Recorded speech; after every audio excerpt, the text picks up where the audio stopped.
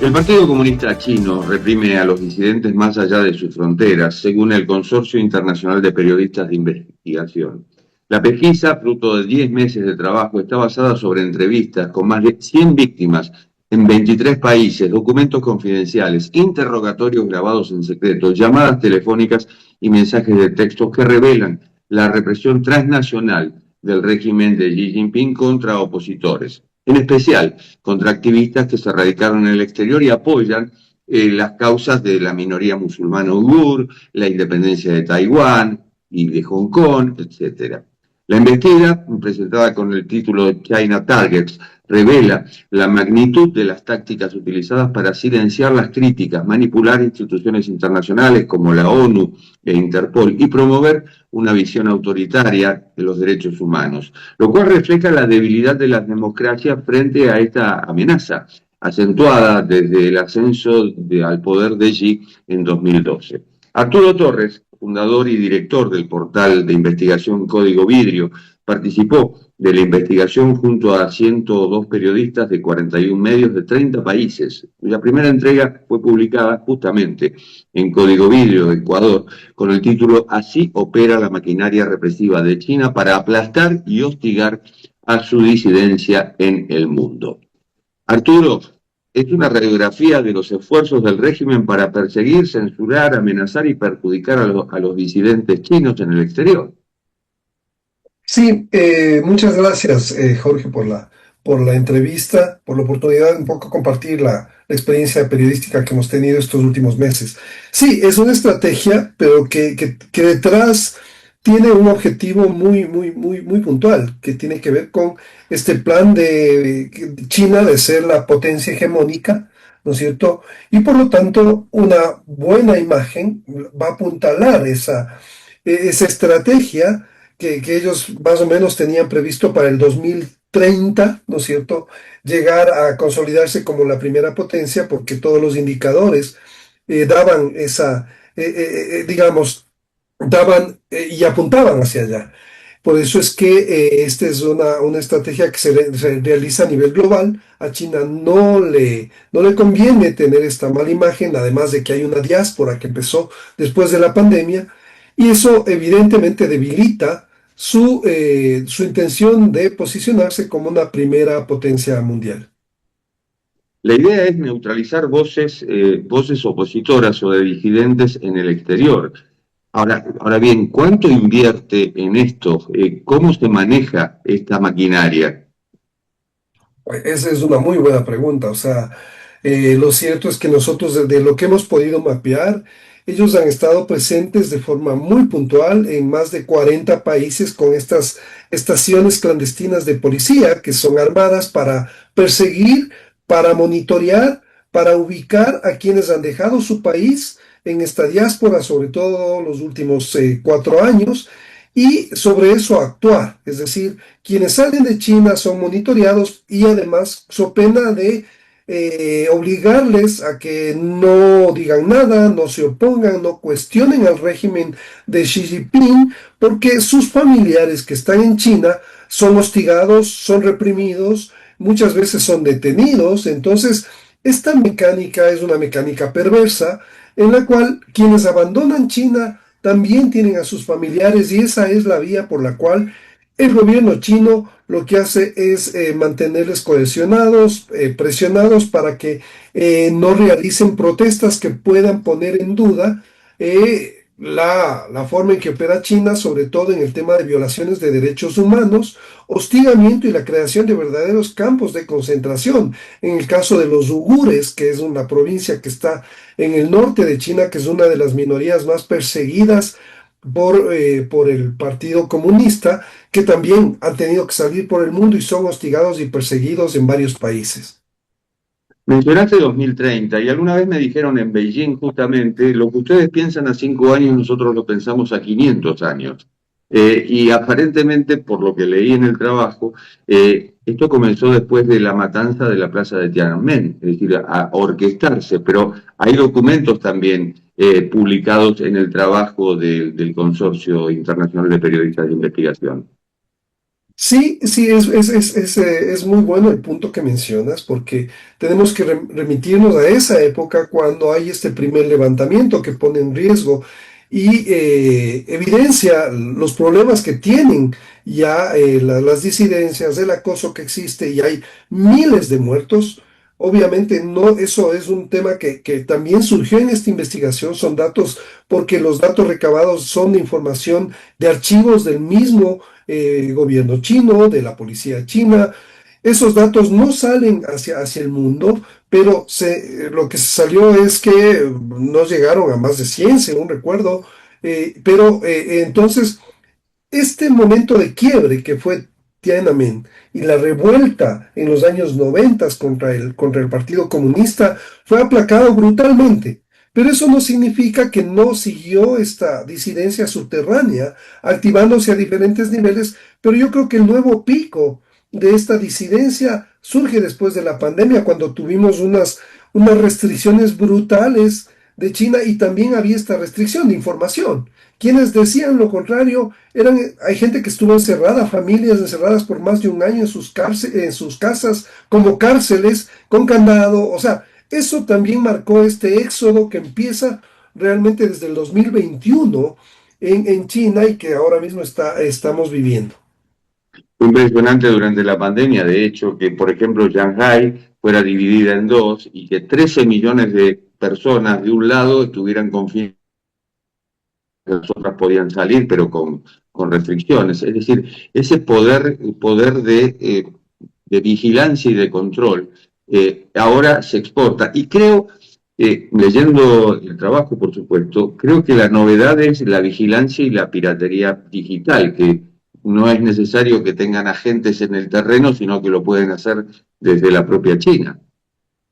Sí, sí, sí, ese es un factor clave, porque por ejemplo en el caso de Ecuador, nosotros tenemos un sistema de vigilancia de cámaras que fue adquirido a China, contratado con China en el contexto de una alianza estratégica del gobierno de Rafael Correa en el año 2013 que se llama ECU 911, que es un sistema centralizado que está en varias provincias, varias ciudades, donde tienes cámaras que son chinas, ¿no es cierto? Y esa información evidentemente, por lo que ya se ha demostrado en varios trabajos periodísticos, en varias investigaciones, esa información sigue siendo utilizada por China porque ellos tienen el esquema, tienen esa expertise, y en el caso ecuatoriano, como digo, ellos tienen acceso a la información y nosotros no podemos deshacernos de este sistema de vigilancia porque la plataforma digital está básicamente anclada a esta marca china y no hay posibilidad de cambiar porque tienes que cambiar todo el sistema. Entonces estamos, de alguna forma, somos rehenes de este convenio que costó como más de 300 millones de dólares y es una situación evidente que ellos aprovechan de este sistema de información al que acceden para poder vigilar, tener control de sectores donde ellos creen que pueden haber movilizaciones o pueden moverse cierta gente de su país, sobre todo en el caso concreto de Ecuador. Desde el año 2022 empezó un fenómeno migratorio potente en el cual Ecuador se volvió una pieza clave y por eso de hecho entramos en investigación con el consorcio de periodistas de investigación, porque Ecuador se volvió el puente de ingreso porque aquí los chinos no necesitaban una visa para entrar y por acá iban por vía terrestre para llegar a Estados Unidos. Y los gobiernos posteriores al de Correa, inclusive el actual de Gustavo Noboa, ¿han hecho algo para evitar ese control, esa vigilancia de China? No realmente, porque hay un sometimiento silencioso, ya que China se volvió un socio clave para Ecuador y ahora mismo tenemos una deuda de más de 4.000 millones de dólares por los proyectos que hicieron, porque ya sabes que la fórmula de China es, yo te presto, pero contratas con mis empresas, contratas a mis empleados, y es decir, el dinero que te prestan al final, todo acaba volviendo a China. O sea, todo pasa, todas las operaciones, las empresas se benefician, y el Ecuador cae en estas imposiciones contractuales en las cuales no puedes elegir quién es la empresa, porque todos son contratos direccionados y sometidos a la voluntad y a las necesidades chinas. Entonces, creo que es bien importante entender también que esta alianza, ¿no es cierto?, es una alianza que al final acaba así, sometiendo a todos los gobiernos que por razones políticas no le tocan a China, no denuncian lo que está pasando, porque obviamente ellos no quieren molestar al dragón y que te meta un manotazo, te meta ahí la garra y pueda hundirte, porque ese es el poder de China. Tenemos un acuerdo comercial con China y por conveniencias políticas no se toca a este actor tan preponderante en la política mundial. Hablamos y leímos sobre la represión que sufren los familiares de aquellos disidentes que están en el exterior, pero también se menciona en el trabajo secuestros y repatriaciones forzadas. ¿Cómo se logra eso? Sí, lo que pasa es que como hay países en los cuales hay esta lógica en la cual las autoridades no dicen nada, callan porque hay una imposición, hay un direccionamiento político, entonces no se pueden denunciar este tipo de violaciones contra ciudadanos chinos, aunque se conocen, pero evidentemente hay secuestros y hay todo este tipo de actividades criminales. Porque los chinos que ingresan, básicamente también, ¿no?, o los que se quedan en el caso de Ecuador, los pasaportes los tienen las autoridades de la embajada muchas veces. Entonces, ellos no pueden moverse y toda la información que existe sobre los desplazamientos, sobre quienes llegaron, la tiene China y por lo tanto puede tomar medidas coercitivas para obligar a regresar a sus conciudadanos utilizando organismos como Interpol, ¿no es cierto?, que también les ayudan para detener y ubicar a los ciudadanos chinos que ellos creen que han sido disidentes, que han criticado y que tienen que volver. Entonces utilizan a la Policía Internacional, falseando, diciendo que claro, que tienen órdenes de prisión y juicios en China, cuando vemos que en muchos casos son básicamente disidentes y perseguidos políticos. Las alertas rojas de Interpol. Ahora bien, Interpol o la gente que trabaja allí ha de saberlo, así como también el Consejo de Derechos Humanos de Naciones Unidas en Ginebra, me imagino. Exacto. Sí, sí, ahora esta investigación creo que es un aporte para entender cómo China fue tan hábil de ir cooptando estos dos organismos internacionales que son claves para su estrategia. Es decir, por un lado, contar con el brazo del Interpol para ubicar, perseguir, detener, simulando que hay procesos judiciales contra estos disidentes, ¿no es cierto? Contra minorías, religiosas también. Y por el otro lado, en la ONU, en el Consejo de Derechos Humanos, que queda en Ginebra, Suiza, ellos han copado ese organismo con supuestas ONGs que realmente responden al Partido Comunista Chino, son operadores de las políticas para silenciar también a quienes están denunciando violaciones de derechos humanos, porque además China es el segundo financista de este Consejo de Derechos Humanos en la ONU. Entonces los últimos años lo han ido copando. Hay decenas de estas supuestas ONGs, que no, de ONGs cambian totalmente la naturaleza, porque la ONG es una organización no gubernamental. Entonces, esta operación fachada que se ha montado desde el gobierno chino es muy bien pensada, pero menos mal ha sido develada por esta investigación transnacional con el consorcio de periodistas y veamos qué acciones se van a tomar, porque creo que también corresponde a toda la comunidad internacional darle una importancia en función de todos los abusos que está cometiendo China con estas estrategias que han sido soterradas los últimos años. La pregunta es qué hacen los gobiernos democráticos frente a esto. Exacto. O sea, porque más que la estrategia china es el silencio, la complicidad de los gobiernos supuestamente democráticos, ¿no es cierto? Porque ¿cómo pueden, en este caso, consentir este tipo de abusos sistemáticos, de violaciones, de secuestros en el exterior, de persecución? Y sin embargo, además, China tiene un voto dirimente en el Consejo de Seguridad, entonces ejerce toda su presión, pero yo creo que la comunidad internacional ha tenido una cierta complicidad ante estos abusos y debemos entrar en un momento en el cual pongamos la vara alta para exigirle a la potencia que pueda realmente responder por sus violaciones y se puedan desmantelar estas persecuciones fuera de China.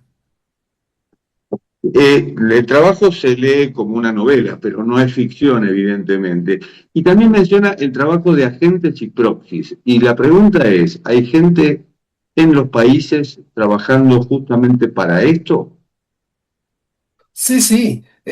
Nosotros hemos seguido en el caso de Ecuador el tema de cómo operan estos agentes encubiertos. Nosotros publicamos un primer video documental el año pasado cuando descubrimos estas operaciones que se realizaban desde un hotel emblemático aquí en Quito, se llama Hotel Quito, que fue adquirido por una empresa china desde el año 2016. Y desde ahí ese se volvió como un centro de operaciones de China, pero lo que no se sabía es que ahí operaba una agencia clandestina de vigilancia y de espionaje para articular muchas cosas que además tenían una fachada de una agencia de turismo que realmente nunca vendía nada, o sea, no vendía pasajes, no vendía paquetes turísticos y más bien sus cuentas eran utilizadas para mover el dinero de las empresas, grandes empresas chinas, que depositaban cantidades de hasta 11 millones de dólares en total, pudimos verificar eso, en las cuentas de una agencia que no tiene ingresos. Entonces, ¿cómo se entiende todo este tipo de operaciones subterráneas de nuevo, con el silencio y complicidad de las autoridades que no hacen absolutamente nada frente a este tipo de acciones clandestinas que de alguna forma están violando la soberanía del país, lo cual, por cierto, es también parte de este contexto que estamos conversando de cómo opera China en el mundo. Arturo Torres, un gusto, muchísimas gracias. Muchísimas gracias, Jorge Elías, un placer. Encantado. Arturo se caracteriza por sus investigaciones que hacen énfasis en el crimen organizado, en corrupción, medio ambiente, y bueno, ha colaborado con diversos medios del exterior. En este caso, en esta investigación impactante realmente del Consorcio Internacional de Periodistas de Investigación sobre el Partido Comunista Chino en el exterior, cómo reprime a los disidentes en el exterior. Y esto ha sido Cuarto de Hora, el programa de Cadal TV, que se retransmite por el canal E de Buenos Aires. Nos encontramos en la próxima.